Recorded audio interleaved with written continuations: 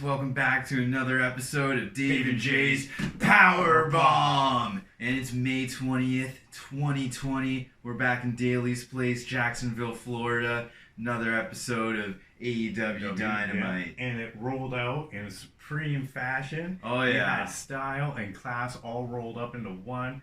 The limousine pulled up to the Daly Center there, and guess who all came out? the boys. Yeah. Inner Circle, limousine riding, jet flying, kiss stealing, wheeling dealing, sons of guns. And that's how we started, and then we have a big match right away. Yeah, right off the bat, number 10 versus our champion. Well, not Dave's, but Jon Moxley. Yeah. I think it might have been the Dynamite in-ring debut of number 10. I'm not sure if they made mention of that. I don't know. I guess he's been making waves on Dark. Yeah, he's had a couple of squishy squash matches on Dark there, but he was doing his thing. Yeah, he was doing his thing, and the tables were turned. He thought he was just going to have an old squash match. But then he had words from Brodie Lee before this match. He was telling number 10 to take a knee, and he deems him a high knight of the Dark Order. And so, yeah, then Moxley comes down, and they're having a match, and I hate his new earring. And yeah. And then number 10, his tattoos are fake, man. I don't know about fake Dave tattoos. hasn't noticed some wipe off because it's just makeup saying 5 strikes on each side. Yeah, but Dave is a fake. Shut up, fake fan. Dave's a fake fan because he doesn't watch AEW Dark. I try to catch you him know from what? time to time. Thumbs up if you think Dave's a fake. I'm not into fake tattoos. You gotta bring that lifestyle when you're living that Dark Order shit. And so then Moxley's getting pissed off. Number 10, he has a little bit of flurry for a bit. He does some things. And then it was Moxley paradigm shift. And then he does some pile driver. And then what did he do? He gave him another paradigm shift, and 10 super sold it. And then 1, 2, 3, Moxley wins. It was a squash match. It literally looked like it was a squash. Don't tell me that was not a squash match. Poor number 10. Oh, well, it gets worse for number 10. So then you talk about what happened to number 10 here. He's one of your boys, number 3. I know. You could be moving up to number fucking whatever, man. I'm never going to stop. You're above number 10 right now, and you have 2 working arms. Oh, shit, did I blow the finish? I know. Number 3, blow the finish. But yeah, so Moxley puts number 3's arm in a chair and just demands I'm gonna give you 10 seconds, or else I'm gonna break his arm. And then Brodie Lee's he's on the Jumbotron, he's on Jumbotron, but there's one big hair sticking out, so don't mind me while I do this. It's it's okay. All you had to do was ask. Geez, that sounded like Dave Roberts too much. All you had to do was ask. It sounded black too much. Okay, you just go. He sacrificed number 10, and Moxley broke his arm between the chairs. And then that takes us into MJF with Wardlow versus Marko Stunt. And that was a squash match. I'd say that was more of a squash match than number 10 versus Moxley. But Marko Stunt got way more offense at the end, than number 10 ever. Near the beginning, MJF was forcing Marko Stunt to pick his own nose in a headlock. Literally your typical Hollywood television comedy bully. It was kind of pretty awesome. Marko had that one move where he's on the top rope and he did that kind of 450 Lufez press into a Hurricanrana, sending MJF into the turnbuckle. That was really good. Yeah, but then MJF, he hit in that what was it, the arm breaker and shoulder breaker to the salt of the earth. Arm bar, wanted the submission. He made Marko Stunt do the job again. Tap. This is your job, Marko. I can imagine, but this is your job. That's your job, Marko. Thanks for coming out. We still love you, your little tight pants. Yeah, fun size.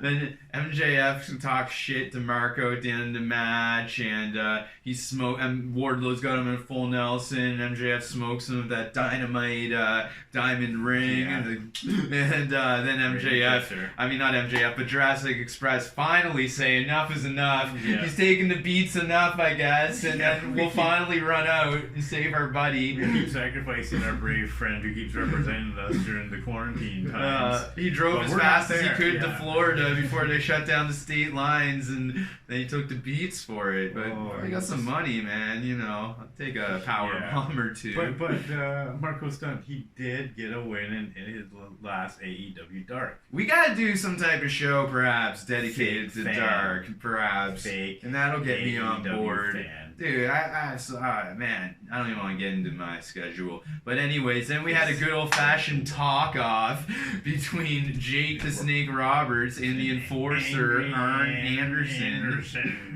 Grumpier Old Men, Part 3. Oh my god, this was like so bad. Like, it was like these two guys just talking shit to each other, and it could have been just something dealt on a podcast. And it was just all shameful and stuff, because they started getting all tough and was like, oh, we're going to go fight. And then the referees all come out and was like, whoa, we don't need anybody breaking a hip. Yeah. Jake Roberts says, oh, I haven't seen you in a while, Arn. Did they let you out on a weekend pass? And then, yeah, it's like they're going to fight. And then Roberts is like, oh, I'll fight Mike Tyson. So, like, it might be Jake Roberts versus Mike Tyson. Had a date to be determined. That would be just a smoke fest, man. Like, Jake Roberts, we love you. Versus the emergency room. Yeah. And then I think, he ripped on, Arn Anderson ripped on Jake the Snake for doing DDP yoga, which saved Jake the Snake's life. I almost said wife. And speaking of wives, Jake the Snake called called Brandy a bimbo. That was a bit of a tongue twister. And then Jake the Snake flips the table, and it's almost on, and it's like what you said. Yeah, a bunch of referees coming on out to make sure nobody breaks. Yeah, they're like, whoa, guys. Treat this like the old folks' home. Other people's hips might break too. Absolutely. And then we learned that the casino ladder match winner gets a shot at the AEW champion, whoever that is, and it's a 9-man. And they listed the contestants. We'll have a picture of it. I can't remember all 9. We're just coming off this episode now. We're always going hot here at the Power Bomb. That's right. And then we have Darby under a bridge. Yeah. he's got all the contestants in the ladder match masks, and I guess he paid off some hobos under a bridge, and they're playing cards together. Yeah. He's cool. Who knows, man? Darby's really young. They could have been playing Yu-Gi-Oh or something. Oh boy. And then we have Pac of the Death Triangle, and we haven't seen Pac in a while, and this is why, because there's traveling restrictions worldwide, which I'm going to receive 10 lashes for at a future date, but he's stuck in England because of the COVID's doing his thing worldwide, and we're still living in the past, shut down for that stuff, and this isn't a political show, so let's stop talking about that. We got Rey Fenix versus Orange Cassidy. Whew. Wow, kind of a crazy... well, it started out as an excellent wrestling match. It was really cool, because Rey Fenix... Well, Orange Cassidy comes on out and doing his thing all cool, and Rey Fenix comes on out and does his big kick to try to smash, and casually Orange Cassidy just like nonchalantly dodges. You know, it was really cool and everything. Orange Cassidy, he came out with the best friends, but he sent him to the back. He's like, I got this, guys. And then, what happened? There's some crazy shit that happened. So the match was, as soon as it got in there, it was just, you know, what's going to happen and all that. And, you know, a couple little blows back and forth. And then Orange Cassidy just kind of like starts frustrating. He's showing emotion. Yeah, he was getting some emotion. Definitely out of Rey Fenix, because Orange Cassidy, again, like taking a volley of attacks and just kind of like casually dodging like a drunken kung fu master. It was so graceful and beautiful. Yeah, and like there's a baseball slide into the cameraman. Cassidy hit a big diving DDT off the top rope. Then there was like a crazy off the top rope power bomb. Then Kip Sabian comes out and he brings out a ladder. Sit up on the ladder. Yeah, on the entranceway. And then this is where it starts getting all fucky. Yeah. So then there's a low blow from Rey Fenix onto Cassidy, followed into a cutter. Rey Fenix with the win. And then SCU tips that ladder that Kip Sabian's on, and then they have an after-match brawl. Jim Havoc runs in there. Jumps out from the crowd. And they're all diving in off the top rope through the ring. And guys, we're going to break it to you here first. Rey Fenix might be dead.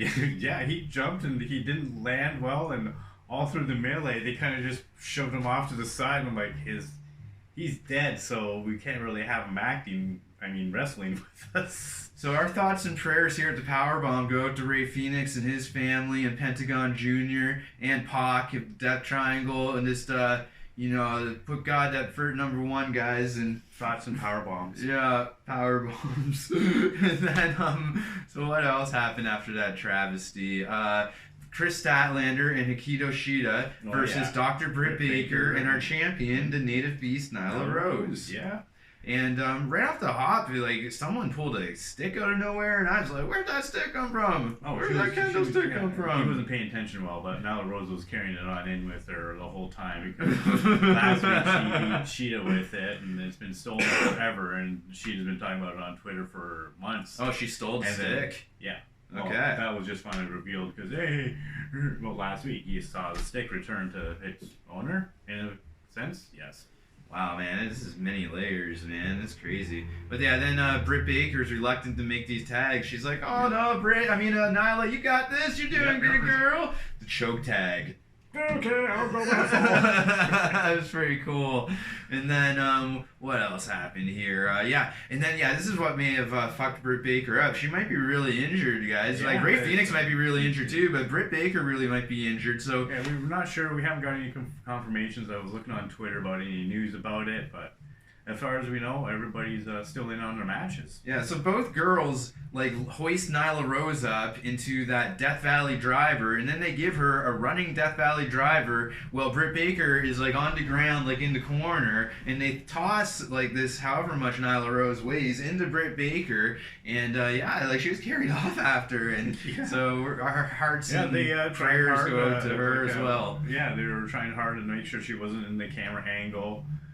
They changed total angles of shooting and everything because there was a point where you could see Britt Baker being carried off, and doesn't look good. So hopefully everything's just fine. And but despite all that, she can make Rey Fenix's funeral.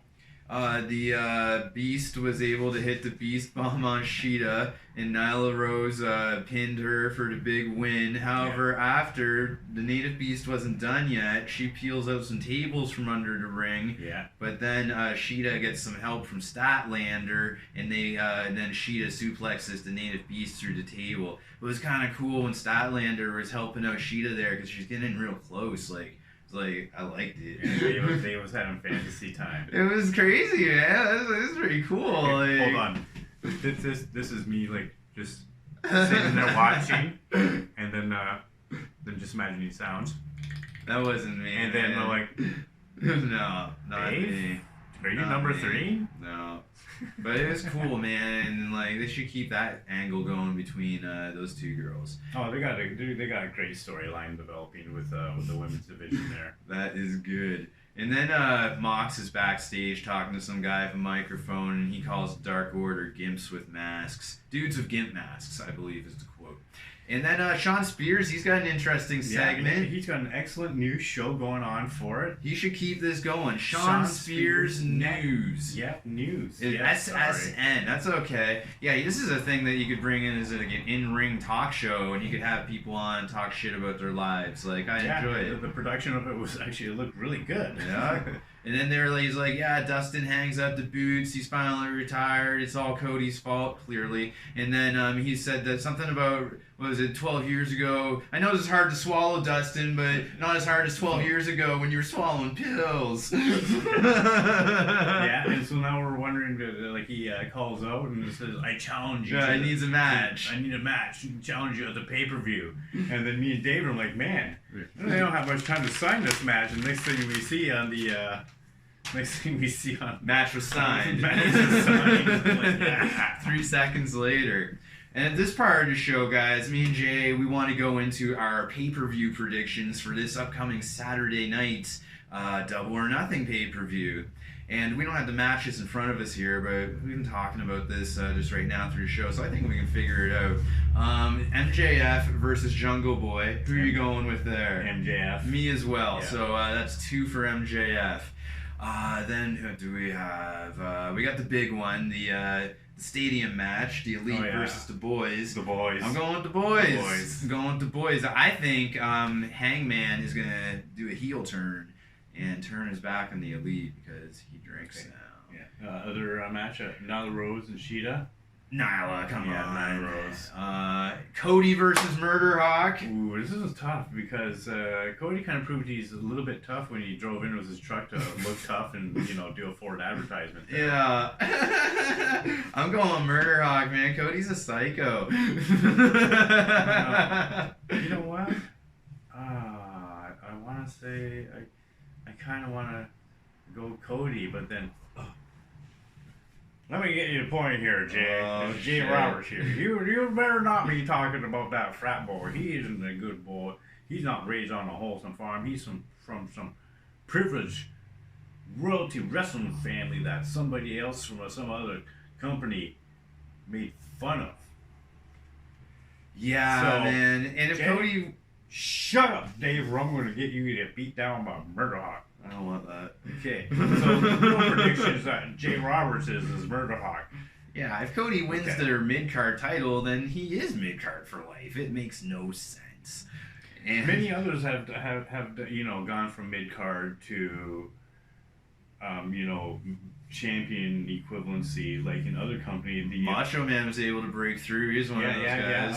The Ultimate Other Company guy, didn't he do that once too? Yeah. Yeah. And I just remembered a match, what we just talked about, Shawn Spears versus Dustin. I'm going Shawn Spears.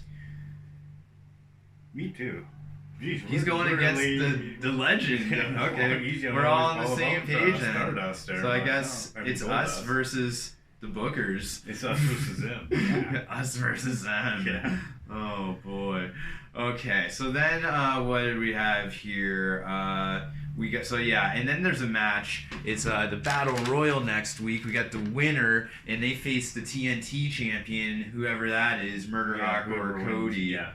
And then Sammy, they have a little match. We're going into the main event, and they had a little vignette, and Sammy's like describing that the good inner circle are good people. They are good people. I'm not disagreeing with that either. Okay. And then Sammy versus Damascus Matt Hardy or whatever he's calling himself this week, and they're having a match. And I like there's one spot where I called it the meeting of the minds, where Matt Hardy pulled Sammy's head in real close to that ring post, right? He's like screaming, like, ah! You see Sammy's face all contorted and shit.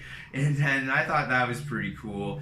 And then, there's some crazy shit. Like, Matt Hardy, he's going for that that twist of fate, right? And then Sammy does a sick counter. Like, he's going head first, but he lands, on his hands, right? And then, springs back to his feet. And that was pretty cool. And then, this was a great match. Sammy, goes for a shooting star press. Then I think Matt Hardy rolls out of the way. Sammy lands on his feet. And then does this awesome tuck and roll thing. Yeah, but then Matt Hardy hits a twist of fate. And then Sammy, kicks out, right? And then, I thought... No, he didn't. Yeah, he did kick out. I blew that. Because I thought it was done. And I'm a Sammy guy. But then Sammy kicked out, right? I thought the match was over. Yeah, there was 4 or 5 times where you thought the match is over. Yeah. The match is over. And then Matt Hardy, he's getting frustrated at this point, so he has to take off Sammy's shoes and start biting his toes. He had a another kink in the armor. recourse. And despite all this, Sammy comes off that top rope and hits a springboard stunner or a cutter, and then I called it that.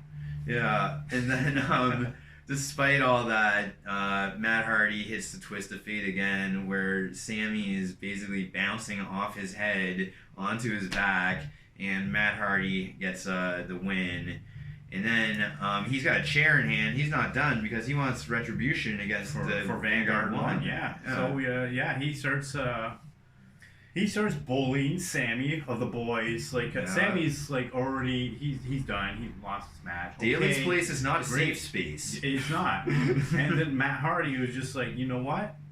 I'm going to take that beautiful living creature, and I want to break it. And so he just comes on over there, and just in time. Oh my God! I was so worried about Sammy. And then up on the Jumbotron, Mr. Jericho and the bad sound production of TNT or whoever was the filming champions there, and pleading of Matt Hardy. He's like, don't make me. If you hurt my friend, I'm gonna hurt. He's got a Kenny Omega tied to the goalpost. They're in the stadium now. That 70,000 seat stadium. And then Matt Hardy clearly did something to provoke Chris Jericho because Kenny Omegatron, he got hit with the baseball bat. Got the beats. But what was the crazy part about this, Dave? The Bucks. Yes. The Bucks came in, and they were on top of some bleachers and jumped off, and then it was the beats, right? And then I see something further down the field, and someone's doing 100-yard dash. The fastest drunken cowboy in the world. He's coming out there because it's you know what? Needs a match. We need to outrun we need to outnumber the boys and bully the boys because we got to keep those good boys down. Because Sammy said, the inner circle doing are that good drink. people. The inner circle are good people. They are. And then someone said, I think it was Hangman. I could hear someone say, go get F. Yeah. Yeah. So the merely happened. They separated. The boys, were the bigger people about it and walked away from it. He's like, this is crap. We're not getting paid for this. Yeah. And then at the end of the episode, I think they had Cutler on the drone, and you get a zoom out shot leading up. It's the Elite standing tall. Well, Hangman walks away into the sunset. Yeah. And I think that's where we're gonna leave it tonight. Do you have any final words tonight? Not really. We got to get you those 10 lashes, but I don't think. I'm not looking forward to it. We've been putting it off. I've been putting it off. We're gonna do it though. I owe it to the boys. I was talking some serious shit. If you guys want to go through those past episodes, I didn't understand the boundaries and the state travel law restrictions and what have you. I was calling them pussies and shit, man. You're just rambling. Yeah. All right. Well, on behalf of Jay, this is Dave, and this is the Power Bomb. Whoa!